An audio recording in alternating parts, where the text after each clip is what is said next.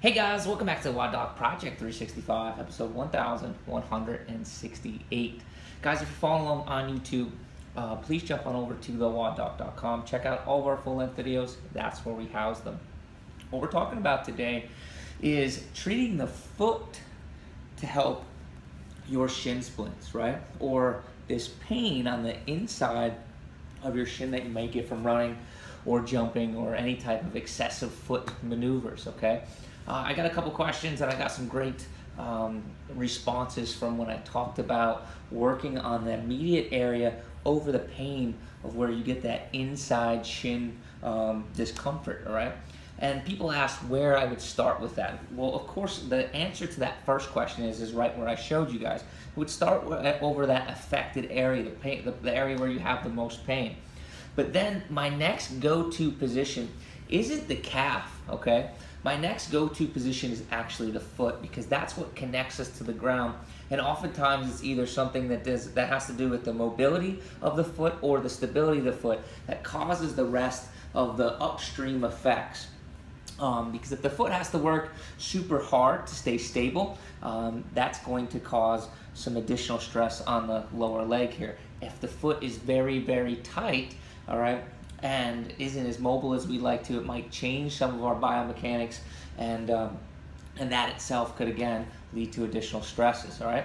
So the first thing I want you guys to be able to do, if you do have some shin-related symptoms, is I want you to stand with a bare foot on the ground like you see myself, right?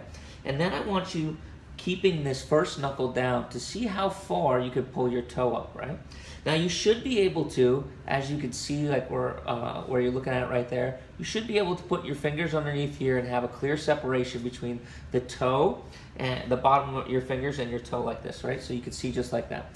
Now if you're down in this region where you can obviously see that there's no clear distinction between your other toes and how far I have that pulled up, that's a good sign that we don't really have the mobility in that first toe that we're looking for. Now that, because you're connected to that plantar fascia right here, and that is also connected to the Achilles tendon, and without that flexibility in the foot, guess what happens? If I don't have enough dorsiflexion, right, now these anterior muscles have to work a lot harder. So that, again, we're starting at the toe and we're going to work our way all the way up to the foot. The first thing that we're going to do is work on that toe mobility, okay? So if I'm right here, let me back up just a little bit so you can see it. So if I'm right here, what I want to be able to do is I want to literally be able to grab with two fingers in the bottom, and my thumb is going to go onto the top knuckle like this.